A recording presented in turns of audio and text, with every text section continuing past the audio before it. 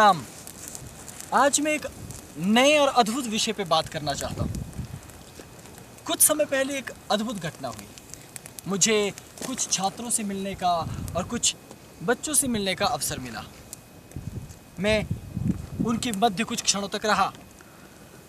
उन्होंने अनेकों प्रकार के प्रश्न मुझसे पूछे जो अध्यात्म के अन्य विषयों से जुड़े हुए थे, और मैंने सहजता से उनके उत्तर देना शुरू कर दिया।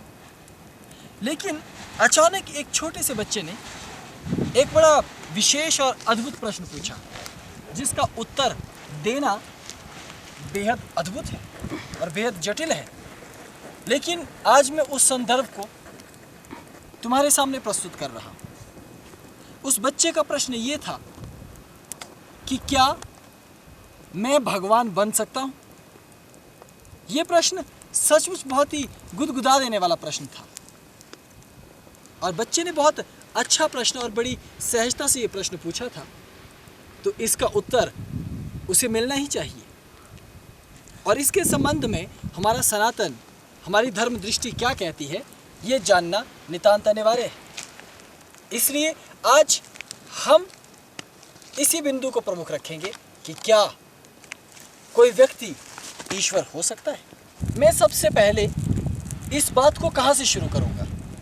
एक छोटी सी बात बताता हूँ कि जब मैं स्वयं साधना काल में था और जब अपने गुरुओं के सानिध्य में अन्य साधनाओं का अभ्यास कर रहा था, क्रमों को सीख रहा था, अवर्ण पूजा से लेकर योग अनुष्ठान से लेकर यज्ञ कर्मकांड इत्यादि समस्त अवयवों का आयुर्वेद सहित सांगोपांग विवरण प्राप्त करने का उपाय कर रहा था, उस दौरान एक बड़ी विचित्र घटना घटी।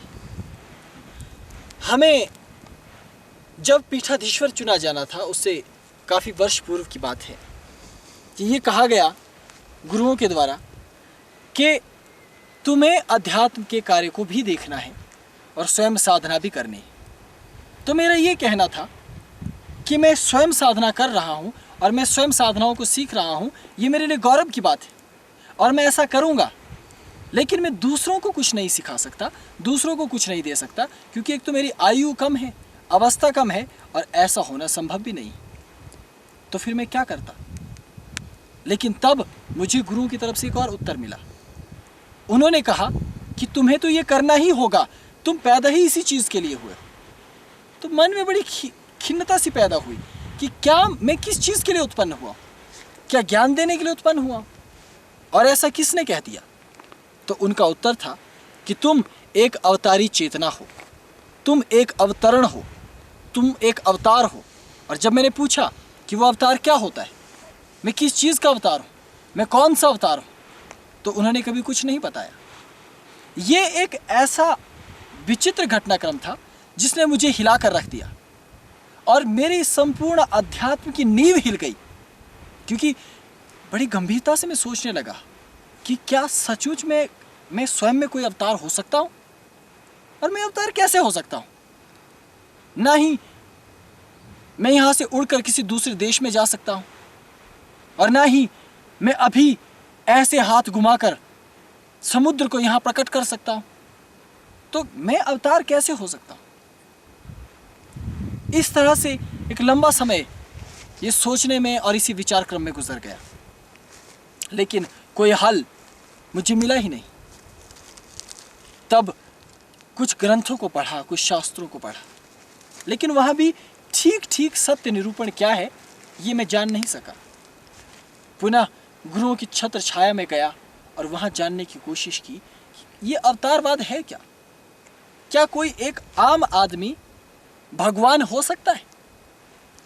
और तब पहली बार मैंने एक अद्भुत विषय को जाना। जब इस बालक ने मुझसे ये प्रश्न किया, तो आज मैं विवश हुई ये सब बातें आपको बताने को, अन्यथा शायद कभी भी मैं इस तत्व को प्रकाशित करने की आवश्यकता नहीं समझता, क्योंकि ये मेरी तरफ से कोई आवश्यक तत्व नहीं है। लेकिन अब यह आवश्यक हो गया। जब मुझे कहा गया कि तुम एक अवतारी चेतना हो, तो मैंने अवतार को दूसरे तरीके से सोचा। तो मैंने ये सोचना शुरू कर दिया कि क्या मैं भगवान हूँ, और मैंने ये सोचना शुरू कर दिया कि हो सकता है कि यदि हमारे गुरु कह रहे हैं कि तुम अवतार हो, तो मैंने ये सोचना शुरू कर दिया कि शायद मैं साक्षात भगवान ही हूँ। मैंने इस सृष्टि को रचा है, मैंने ही ब्रह्मांड को रचा है, और मैं ही इस सृष्टि का आदि और अंत करने वाला पुरुष। लेकिन जब मैं इस तत्व को समझ नहीं सका, अपनी बुद्धि से, अपनी साधना से, अपने तपोबल से, अपने विवेक से, अपने अंतःकरण से, तो पुराणों में खोजा, उपनिषदों में खोजा, अन्य धर्मों में खोजा, कोई उपाय नहीं मिला। फिर गुरुओं के पास पहुंचा। जब हिमालयाधिपति श्री सिद्ध सिद्धांतनाथ जी महाराज से मैंने यही प्रश्न किया, तो बेहद सुंदर उत्तर उनका था। उन्होंने कहा कि हमने ये नहीं कहा कि तुम भगवान हो, और ना ही हमने तुम्हें ये कहा कि तुम भगवान हो। हमने केवल ये कहा कि तुम एक अवतार हो, तुम एक अवतरण हो, तुम एक अवतारी चेतना हो। तो मैंने कहा ये क्या माजरा है, अवतार क्या है और भगवान क्या है, क्योंकि मेरी दृष्टि में तो अवतार और भगवान एक ही हैं। लेकिन तब उन्होंने कहा कि अवतार और भगवान में एक अंतर है, और दोनों में एक समानता है। एक अंतर यह है कि जो वास्तव में भगवान है, जिसे हम ब्रह्म कहते हैं, जो निर्गुण निराकार और परम सत्य है, जो अजन्मा है, जो इन इंद्रियों से परे है, जिसने इस संपूर्ण ब्रह्मांड और सृष्टि को रचा है, जो इसका उत्पत्ति करता है, जिसने इसका पालन कर रहा है, जो और जिसने इसका अंत सुनिश्चित कर रखा है, वो पूर्ण है, सत्य है, और वही एकमात्र सच्चिदानंद घन परमात्मा के रूप में व्यक्त और प्रकट किया जाता है। लेकिन अवतार का तात्पर्य है उस बिंदु से निकला हुआ एक छोटा सा पुंज। हालांकि हर एक व्यक्ति अपने आप में अवतारी ही है, क्योंकि वो उसी ब्रह्म का एक छोटा सा पुंज, एक छोटा सा कण है जो इस पृथ्वी पर आया है। इसलिए मैं भी एक अवतार हूं, तुम भी एक अवतार हो। हर एक व्यक्ति अपने आप में एक अवतार है, एक अवतरण है उस ब्रह्म का, उस सत्य का, क्योंकि उस ब्रह्म के सिवा यहाँ दूसरा तो कोई है ही नहीं। लेकिन अवतार और ब्रह्म में ये अंतर तो समझ में आ गया कि मैं ईश्वर नहीं हो सकता, मैं भगवान नहीं हो सकता, मैं ब्रह्म नहीं हो सकता, क्योंकि वो सीमित नहीं है, वो तो असीमित है। लेकिन उस असीमित का कुछ अंश यदि मेरे भीतर है, अगर मैं असीमित का कुछ सीमित में आ गया, तो वो अवतरण हो गया। और जब मैंने उसे अपने भीतर जान लिया, अपने भीतर आत्मसात कर लिया, तो वो अवतरण हो गया। तो ये एक बड़ा व्यापक सा भ्रम बन जाता है कि क्या ईश्वर है और क्या अवतार है। तो ईश्वर को तो हमने ये कहकर नकार दिया कि वो अजन्मा है, दिव्य है, शाश्वत है, तो फिर अवतार भी तो उसी परमात्मा का एक अंश है। और यदि उसी परमात्मा का एक अंश है तो मैं परमात्मा ही तो हुआ, और यदि मैं परमात्मा हूं तो मुझे अपना बोध क्यों नहीं। और यही सब अद्भुत अद्भुत प्रश्न मन में उठने लगे। और सबसे बड़ी बात कि मेरा कोई भी प्रश्न कभी मन में नहीं रहा। मैंने तत्क्षण गुरुदेव के सम्मुख अपना प्रश्न दिया, और उन्होंने उसके बदले में कई साधनाएं करने का निर्देश दिया। और लंबे समय तक मैं केवल साधनाएं ही करता रहा, मुझे कोई उत्तर नहीं मिला। लेकिन धीरे धीरे धीरे जब साधनाएं संपन्न हुई, पुनः गुरुदेव के पास गया, तो उन्होंने कुछ और विस्तार से समझाया। लेकिन एक बात थी जो आज तक मेरे हृदय में कैद है, और जो मैंने उस बालक को भी बताई और तुम्हें भी बताना चाहता हूं। उन्होंने कहा कि तुम भगवान हो या नहीं हो, अभी इस बिंदु को ही छोड़ देते, लेकिन एक बात मैं तुम्हें ठीक ठीक बता देता हूं कि एक चीज पूर्णतया सत्य है, वो ये कि तुम्हारे ईश्वर होने की 100% संभावना है। उन्होंने ये क्यों कहा, कैसे कहा, किस कारण कहा, ये अलग अलग तल पर सोचने और समझने वाले व्यक्ति के लिए अलग अलग उत्तर इनके हो सकते हैं, लेकिन वास्तविक उत्तर इसका कुछ और ही है। और वो उत्तर केवल इतना है कि ये अध्यात्म, ये धर्म तुम्हें एक संभावना देता है, एक खुला आकाश देता है, जहां तुम शून्य हो और तुम विराट बन जाओ। वास्तव में अणु से विराट होने की जो बात है, मृत्यु से अमृत्यु की ओर जाने की जो बात है, अंधकार से प्रकाश की ओर जाने की जो बात है, जीव से ब्रह्म होने की, वही तो बात है। और केवल सनातन ने ही सर्वप्रथम ये बात कही है, ये उद्घोषणा की है, ये परम स्वतंत्रता दी है कि तुम एक आम मनुष्य से ईश्वर हो सकते हो। और शायद ये इस धर्म की सबसे बड़ी बात अभी तक की है। एक ऐसी परम स्वतंत्रता है जो शायद इससे पहले किसी धर्म ने, किसी मार्ग ने कभी प्रकट नहीं की, कभी प्रदान नहीं की। और यही अत्यंत श्रेष्ठ और विचित्र तथ्य है। इसीलिए सनातन सत्य अभूतपूर्व सत्य है। इसीलिए सिद्ध पंथ अपने आप में अनूठा पंथ है। वो कहता है कि तुम आम मनुष्य हो, लेकिन इतना विकास करो, इतनी आत्मोन्नति करो, इतनी दिव्यता प्राप्त करो, इतना सत्व और इतनी सत्यता प्राप्त करो कि तुम एक दिन मनुष्य से देवत्व प्राप्त करके देवता हो जाओ, और देवताओं से भी ऊपर उठ करके स्वयं में ईश्वर हो जाओ।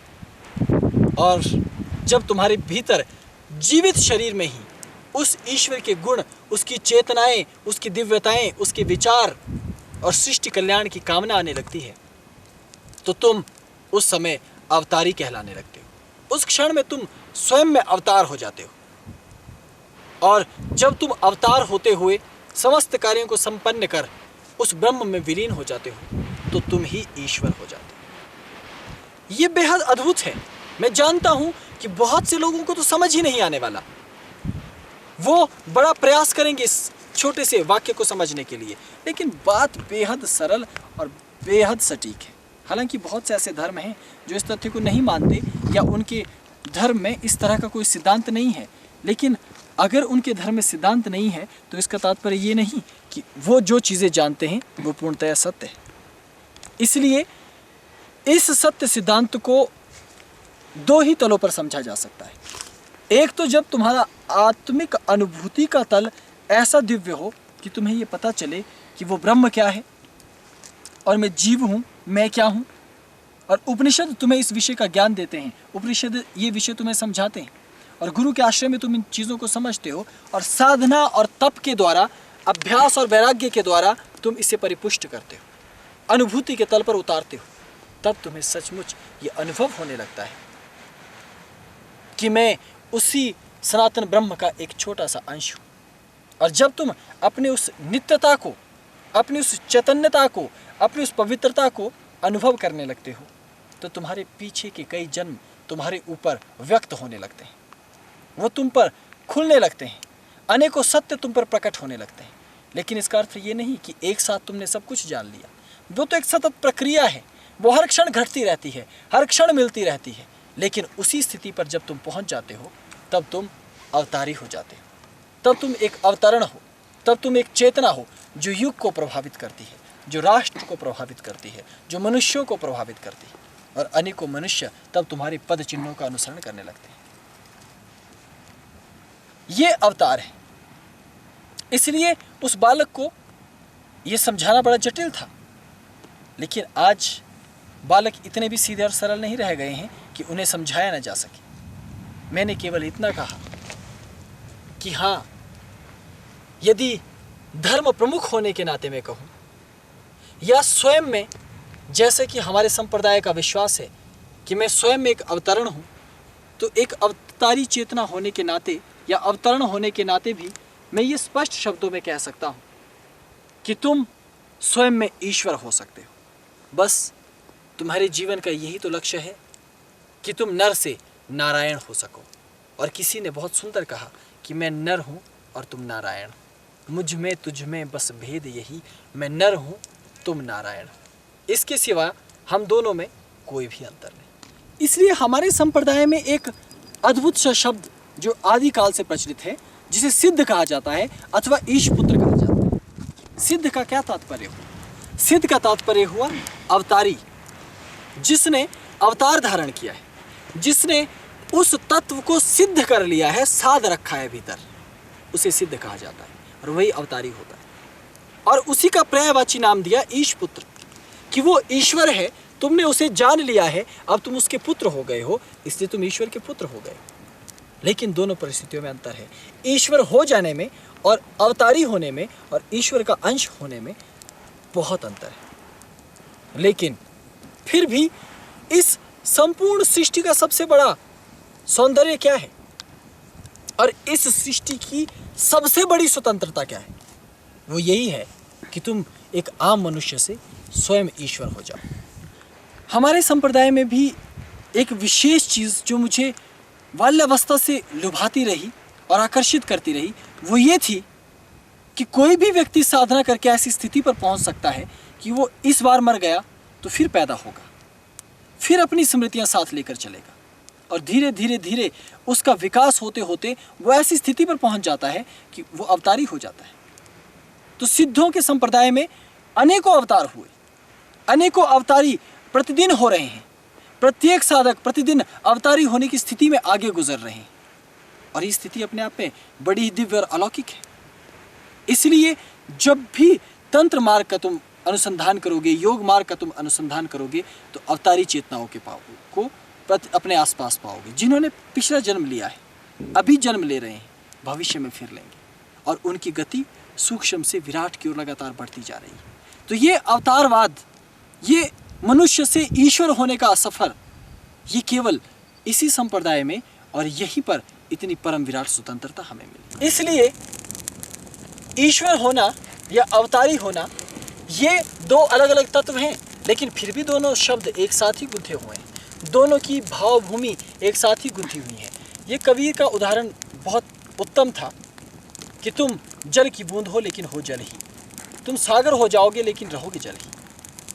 यही चीज़ वास्तविक सत्य है। तो मैंने बच्चे को केवल इतना समझाया कि यही हमारे जीवन का सत्य है और केवल सिद्धों का पंथ ही, केवल सनातन ही तुम्हें वो परम स्वतंत्रता देता है जो तुम्हारे जीवन की सबसे बड़ी स्वतंत्रता है और वो है भगवान हो जाना। जबकि इस सृष्टि में तो तुम्हें छोटी छोटी स्वतंत्रताएं भी नहीं मिलती। अपने इस भौतिक दुनिया और समाज को तो देखो, अगर तुम समाज में एक नेता भी बनने लग जाओ तो 1000 लोग टांग खींच के पीछे करने वाले बैठे हो। अगर तुम एक अभिनेता भी बनने चलो तो 1000 लोग तुम्हारी प्रतियोगिता में। लेकिन समाज में जब भी तुम कोई बड़ा पद, पदवी, प्रतिष्ठा, मान, सम्मान, ऐश्वर्य, धन कुछ भी प्राप्त करने चलते हो तो सब तुम्हारे विरुद्ध होने लगते हैं। तो ठीक वैसे ही ईश्वर होना कोई सरल कार्य नहीं है। जब एक धनिक बनने के लिए ही, जब एक नामचीन व्यक्ति बनने के लिए ही आपको इतना विरोध, इतना कठोर वातावरण सहना पड़ता है, तो ईश्वर होने के लिए या ईश्वर का पुत्र होने के लिए न जाने क्या क्या सहना पड़ता है। इसलिए प्राचीन काल से देखते आओ, जिन जिन ने ये घोषणा की कि मैं ईश्वर हूँ, ईश्वर का अंश हूँ या ईश्वर का पुत्र हूँ, उसके साथ तुमने क्या क्या किया है। और ये समस्या अब कोई समाप्त तो हो नहीं गई। आज भी तुम ये कहकर तो देखो कि मैं ईश्वर का अवतार हूँ या ईश्वर का पुत्र हूँ, फिर तरह तरह के स्वाद और तरह तरह के रंग तुम्हें दिखाई देने शुरू हो जाएंगे। इसलिए ईश्वरत्व के मार्ग पर चलना बड़ा जटिल है, लेकिन फिर भी मैं ये सत्य तुम्हें बता रहा हूँ और सारभूत तत्व के रूप में दे रहा हूँ कि हमारे शास्त्र, हमारा सनातन, हमारे सिद्ध ये कहते हैं कि तुम एक आम मनुष्य से ईश्वर हो सकते हो और यही संभावना अध्यात्म की ओर तुम्हारा कदम बढ़ाती है। अध्यात्म की ओर तुम इसीलिए जाते हो, अध्यात्म के पथ पर तुम इसीलिए जाते हो कि एक दिन तुम खुद स्वयं में वही हो सको जिसने इस सृष्टि को बनाया है। इसीलिए उसे पूर्णता कहा जाता है। इसीलिए तुम समाधि की दौड़ में हो, इसलिए तुम पूर्ण पुरुष बनने की दौड़ में हो, इसलिए तुम अवतारी चेतना होने की दौड़ में हो, ताकि तुम जीवन के अंत में पूर्ण बन सको। और शायद सभी धर्मों के ऊपर आरूढ़ होते होते होते सिद्धों ने सर्वोच्च स्थिति पर जाकर इस परम स्वतंत्रता को अनुभव करने के पश्चात तुम्हें प्रदान किया है। तो यही उत्तर उस बालक के लिए भी है, यही उत्तर तुम्हारे लिए भी है कि तुम आम मनुष्य हो लेकिन तुम ईश्वर हो सकते हो। अभी इस सत्य में और इस सारभूत प्रकाशित तत्व में केवल इतना ही। ओम नमः शिवाय। प्रणाम।